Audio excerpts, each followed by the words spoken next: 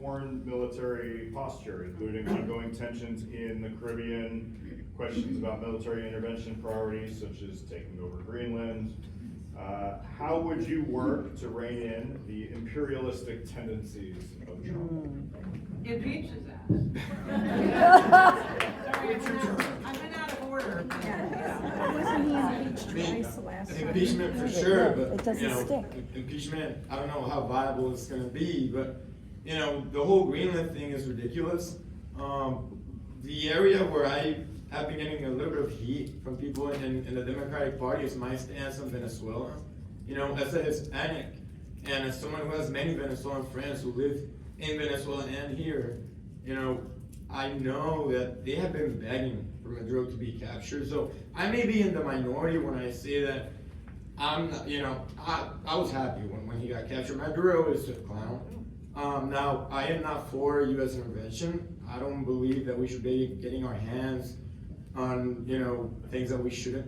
But the Venezuela thing, it's not black and white, like a lot of people try to make it seem. But yeah, the Greenland thing is ridiculous. I don't agree with it. Greenland is an ally. There's no need to be doing this. They're not a threat. We shouldn't be behaving like this. So well said, Joe. I'm not going to sum it up. Whenever you're given a microphone, you take the whole 2 minutes. But we should not be behaving like this. Pretty much sums it up. What we've seen this administration do is make a mockery of our national policy, right? So folks in America are very proud of their armed services. We have the strongest, most all-volunteer military in the world, which is one reason why I support the VA. It's not just a benefit for veterans, but it's vital to our national security because folks are going to be a whole lot less likely to volunteer to join the military if they think that their country is going to discard them after their service. But when it comes time to actually determine how our troops are used, the American people need to have a say in that, and we need to put in leaders in place who actually respect that it's up to the American people to have a say in that.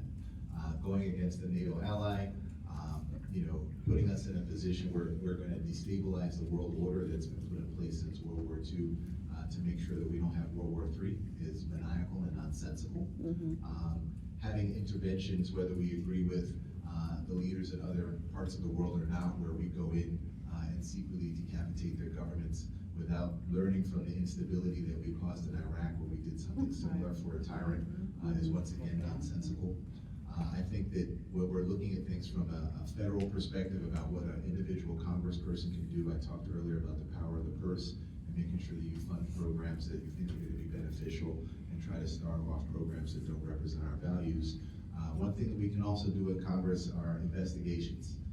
And we need to highlight exactly what's happening and hold a mirror up to America, make sure that the American people understand in large part what the Republican Party has been doing by being complicit in this administration's overreach with foreign policy.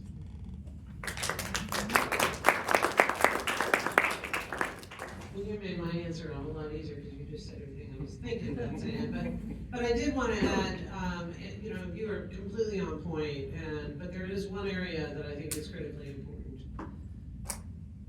The United States has been a NATO partner. We've had the Foreign Service, we've had USAID, we've had areas where we have partnered with nations all across the world as a way of building goodwill.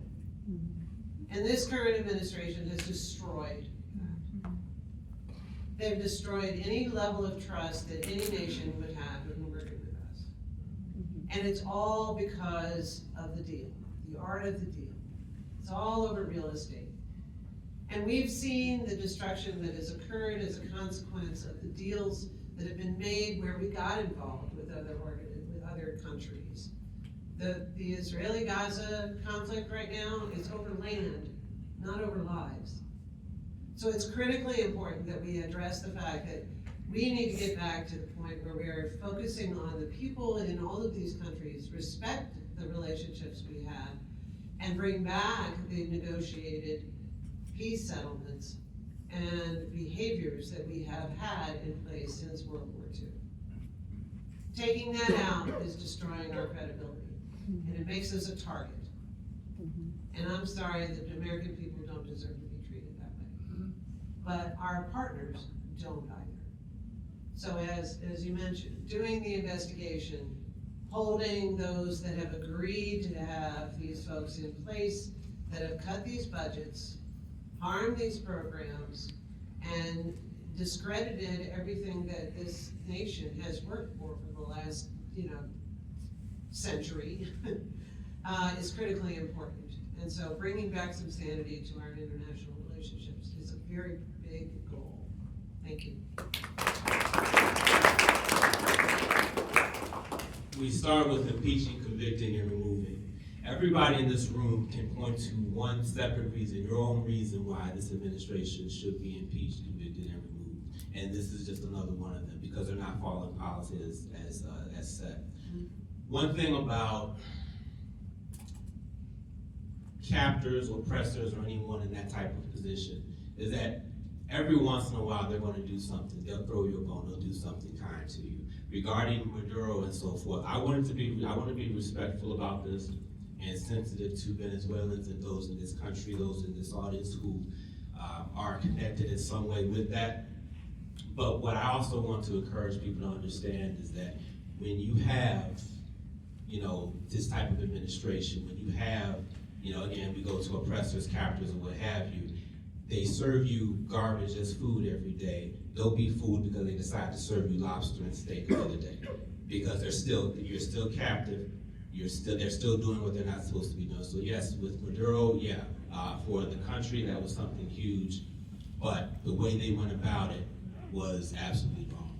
Because if we excuse that, then they can do anything else and say, well, hey, we did this over here, so you guys were okay with that. Not to mention, if this was such a necessary action, then going through the process shouldn't have been any, the outcome shouldn't have been any different. We should have been able to go through the process, remove him, and then go about our way that way. Not just decide to take over. The idea was not to do it for the sake of helping out the people of Venezuela. And I truly believe that was a secondary positive effect of it. So it happened to work out that way, but we know that's not what they were going for. So, following policy, that's my answer to that. As soon as they decide to step outside of what they're supposed to be doing, we need to hold them in check. That's it, and not have all these discussions, not do all this and that about how it's okay or it's not. It's clear, it's plain as day what they are allowed to do and not allowed to do. So we need to make sure we hold them to that.